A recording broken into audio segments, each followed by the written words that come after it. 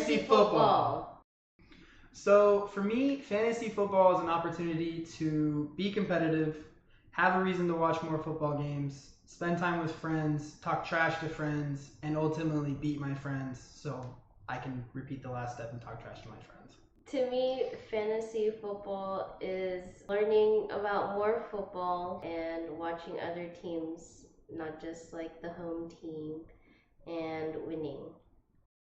How it works, you could join a league online, or if you have 8 to 12 friends or coworkers, you hold a fantasy draft before the season starts. So essentially, fantasy football is the mix of strategy meets bragging rights meets Monday night, my player needs 15 points to win. There's no chance I beat my friend. And then Monday night finishes and they score 20 points by the end of the fourth quarter. And I get the sad text message of heartbreak from my buddy saying, well, damn.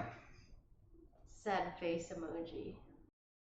Most leagues last a full NFL season. Each week you face another team. Depending on your league format, it kind of can vary, but for most leagues, essentially it's one quarterback, two running backs, two wide receivers, one tight end, and one flex spot. And earn points based on how your players perform in their games that week, hoping they don't get injured. So if they score a touchdown, make runs, catch the balls, gather all the points, you win. Their real life stats turn into points, kind of like what Bianca said, with those different ways that they score points.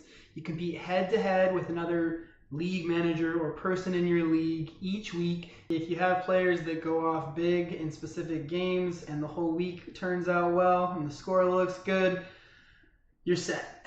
If they suck, then you're going to get the group chat message or in your league chat saying, why didn't you put so-and-so in instead of so-and-so every single week. And if you win enough matchups at the end of the NFL season, make the playoffs.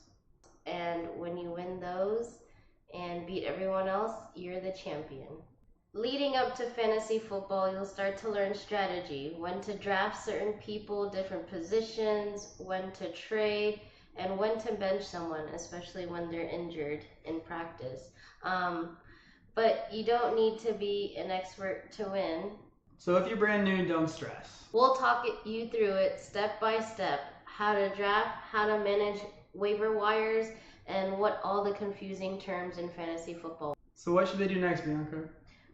Make sure you hit subscribe if you want to win your fantasy league. Bye, guys.